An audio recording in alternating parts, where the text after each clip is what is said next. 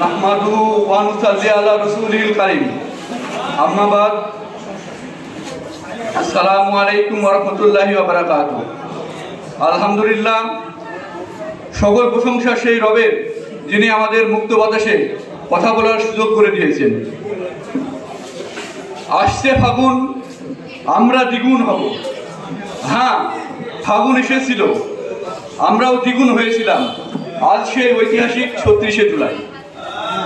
এই ঐতিহাসিক দিনে স্মরণ করছি জাতির শ্রেষ্ঠ সন্তান শহীদ ও আহতদের।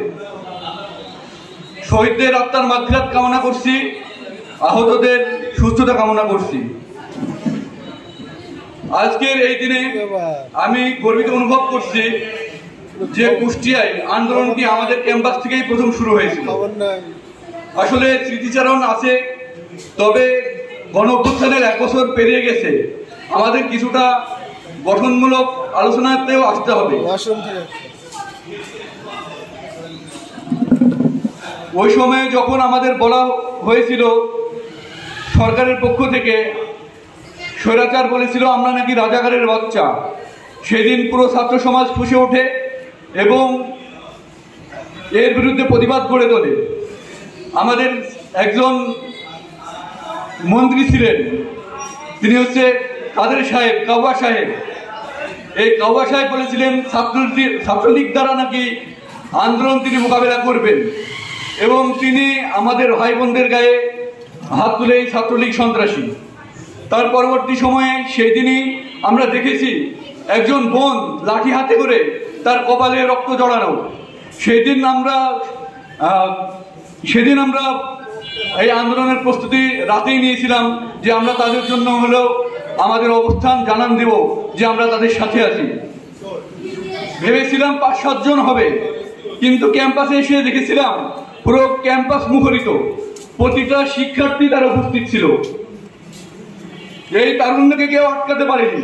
এই তারুণ্য এসেছিল বজ্র কঠোর আওয়াজ তুলে, এই তারুণ্য এসেছিল পাহাড় ছাপিয়ে, এই তারুণ্য এসেছিল হাল জামানার ফেরাউনের প্রাসাদ কাঁপিয়ে। আন্দোলন কোটা আন্দোলনের মাধ্যমে শুরু হলেও এই আন্দোলন ছিল সকল শ্রেণী পেশা মানুষের ১৭ বছরের তীব্র দুঃশাসন, অপশাসন, খুন, গুম, হত্যা, লুটপাট, চুরি, দুর্নীতি, স্বজন প্রীতি, এমনকি স্বজন হারানোর বেদনার প্রতি দীর্ঘদিনের পুষে রাখা ক্ষোভের তীব্র বিস্ফোরণ। এই আন্দোলন ছিল নিম্নবিত্ত এবং মধ্যবিত্ত শ্রেণীর নাবিশ্বাসের সংগ্রাম। এই আন্দোলন ছিল ভারতীয় আগ্রাসনের এবং আধিপত্যের হাত থেকে দেশকে রক্ষা করার আন্দোলন। আমরা বাংলাদেশকে হায়দ্রাবাদ কিংবা সিকিম হতে দিতে চাইনি। এই আন্দোলন ছিল দেশের স্বাধীনতা এবং সার্বভৌমত্ব রক্ষার আন্দোলন। তাই আমরা ৩৬শে জুলাইকে দ্বিতীয় স্বাধীনতা বলতে চাই। যে দেশে ভিন্ন দেশের প্রধানমন্ত্রীকে নিজ দেশের স্বার্থ নিয়ে কথা বলায় এদেশের ক্ষমতাসীন সন্ত্রাসী, এদেশের একজন দেশপ্রেমিক মেধাবী ছাত্র আবরারকে, যিনি কুষ্টিয়ারি সন্তান, তাকে পিটিয়ে হত্যা করা হয়, তারপরেও আমরা কিভাবে বলতে পারি এই দেশ স্বাধীন ছিল? স্বাধীনতা মানে তো এই নয় যে পাকিস্তান থেকে মুক্ত হয়ে ভারতের গোলামে পরিণত হওয়া। আমরা ৪৭-এ স্বাধীনতা পেয়েছি ব্রিটিশ থেকে, ৭১-এ পেয়েছি পাকিস্তানের থেকে, এবং ২৪-এ পেয়েছি আমরা ভারতের সকল অপশাসন এবং আধিপত্য এবং আগ্রাসন থেকে। এর সব থেকে বড় প্রমাণ লীগের নেতাদের বর্তমান অবস্থান এবং ৫ই আগস্ট পরবর্তী সময়ে ভারতীয় মিডিয়ার প্রতিক্রিয়া আর বাংলাদেশের বিরুদ্ধে তাদের অপতৎপরতা। ছিল স্বাধীন রাষ্ট্রে স্বৈর শাসন, দখলে প্রাণের ভূমি, আমি রক্তের দামে ফিরে এনেছি আমার মাতৃভূমি। ভারতের সফলতা হলো বাংলাদেশ নামক দেশটিতে তারা লক্ষ কোটি দালাল তৈরি করতে পেরেছে, দালাল দল তৈরি করতে পেরেছে, দালাল বুদ্ধিজীবী তৈরি করতে পেরেছে, দালাল শিক্ষক তৈরি করতে পেরেছে, দালাল ছাত্র সমাজ তৈরি করতে পেরেছে, দালাল শ্রমিক সমাজ তৈরি করতে পেরেছে, দালাল ব্যাংকার তৈরি করতে পেরেছে, দালাল আমলা তৈরি করতে পেরেছে, দালাল সামরিক অফিসার তৈরি করতে পেরেছে। আপনি একজন ভারতীয় মুসলিমকেও পাবেন না যে বাংলাদেশে দালালি করে। ভারতের সাম্প্রদায়িক দাঙ্গা হয়, মসজিদ ভাঙে, মুসলিম হত্যা করে, বাংলাদেশে এমন ঘটনা আপনি দেখাতে পারবেন না। অথচ ভারতের দাঙ্গা চোখে দেখতে পায় না বাংলাদেশের বুদ্ধিজীবীরা সাম্প্রদায়িকতা খোঁজে তাকবীরের ধ্বনিতে।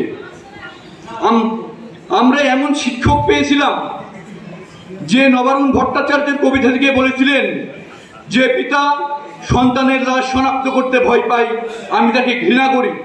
যে ভাই এখনো নির্লজ্জ স্বাভাবিক হয়ে আছে, আমি তাকে ঘৃণা করি। যে শিক্ষক, বুদ্ধিজীবী, কবি ও জ্ঞানী প্রকাশ্য পথে এই হত্যার প্রতিশোধ চায় না, আমি তাকে ঘৃণা করি। আবার আমরা এমন শিক্ষক পেয়েছিলাম যারা এই আন্দোলনে ষড়যন্ত্রের গন্ধ খুঁজেছিল। আমরা তীব্রভাবে বিশ্বাস করি স্বৈরাচার হাসিনার পতন না হলে এই শিক্ষক উল্লাস করে বলতো এখানে একটি রাজাকারের বাচ্চা পাওয়া গেছে।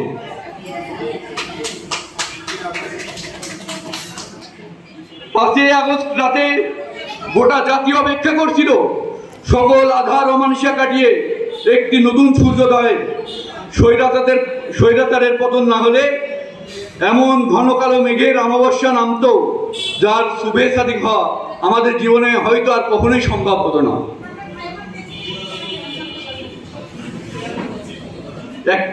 একটাবার কি চিন্তা করে দেখেছেন সেই দৃশ্যপটটা কেমন হতো? আমরা আজকে হয়তোবা স্মৃতিচারণ কিংবা হয়তো আনন্দ উদযাপন হয়তোবা বিজয় র্যালি করছি, কিন্তু এর বিপরীত দৃশ্যপটটাও তো কত শিহরণ জাগানোর মতো। সেই পরিণতি কত ভয়ঙ্কর। এখন আবার কেউ কেউ ৭১কে ২৪-এর মুখোমুখি করে ২৪-কে বিতর্কিত করার অপচেষ্টা চালাচ্ছেন। ৭১-কে আমরা ২৪-এর মুখোমুখি কখনোই করিনি। ৭১ আমাদের গৌরবোজ্জ্বল ইতিহাস, ৭১ আমাদের সোনালী অতীত, ২৪ আমাদের বাস্তবতা, ২৪ আমাদের অর্জন। মুক্তিযোদ্ধারা এ দেশের শ্রেষ্ঠ সন্তান, ৭১ আমাদের অনুপ্রেরণা, ২৪ আমাদের নবসূচনা। আমরা ৭১-এর জাগরণের গান গেয়ে গিয়ে ২৪-কে সফল করেছি। ৭১-২৪-এর মূল বিষয় ছিল শোষণ, দুঃশাসন, গণহত্যা, লুটপাট, বৈষম্য এবং দুর্নীতির বিরুদ্ধে সংগ্রাম। ৭১ কি এগুলোর বৈধতা দেয়? হাসিনা ৭১-কে নিয়ে পৈতৃক সম্পত্তি এবং চেতনার ব্যবসা সাজিয়েছিল। আমাদের ৭১-এর মুখোমুখি করতে চেয়েছিল। আমরা জবাব দিয়েছি, তুমি কে, আমি কে, রাজাকার রাজাকার, কে বলেছে স্বৈরাচার। হাসিনা এসেছিল পিতৃ হত্যার প্রতিশোধ নিয়েছে এদেশের জনমানুষের উপর। হাসিনা প্রতিশোধের রাজনীতি করে। তাদের অতি দ্রুত বিচার কার্যকরের দাবি আমি জানাচ্ছি। লীগ পুনর্বাসিত হলে আন্দোলনের সাথে জড়িত ৫ কোটি মানুষের ছবি, ভিডিও আর গ্রামে গ্রামে খুঁজে খুঁজে তাদের হত্যা করা হবে। তাই আমি তাদের স্পেশাল ল তৈরি করে এর বিচারের দাবি জানাচ্ছি। কারণ সাধারণ ক্রাইমকে আপনি সাধারণ ল দ্বারা কখনোই বিচার করতে পারবেন না। স্পেশাল ক্রাইমের জন্য আপনাকে অবশ্যই স্পেশাল ল তৈরি করতে হবে। শেষে আমি বলবো, আমাদের সোনার বাংলা গড়তে হবে। সোনার বাংলা গড়তে সোনার মানুষ চাই।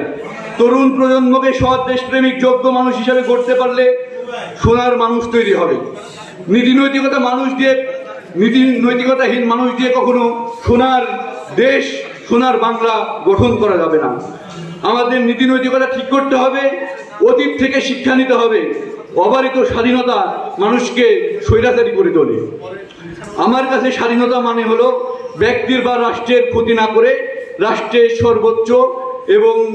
সর্বোচ্চ সুবিধা এবং সেবা ভোগ করা। কোনো অবস্থান বা পদকে ক্ষমতা হিসেবে না দেখে দায়িত্ব হিসেবে বিবেচনা করে বিবেকের কাছে জবাবদিহিতা করা। জনসম্পদকে মানুষ সম্পদে রূপান্তরিত করতে পারলেই গড়ে উঠবে সোনার বাংলা। কোনো অর্থ বা স্বার্থ নয়, দেশ ও জাতির কল্যাণে বলতে চাই, বৈরী বাতাসে লাগাম ধরার শপথ নিয়েছে যারা, জীবনের কোনো প্রাপ্তি হারিয়ে ব্যথিত নয়তো তারা। ১বিংশ শতাব্দীর ধরেছি হাল, ঐক্যবদ্ধভাবে এগিয়ে চল। ইনকিলাব জিন্দাবাদ।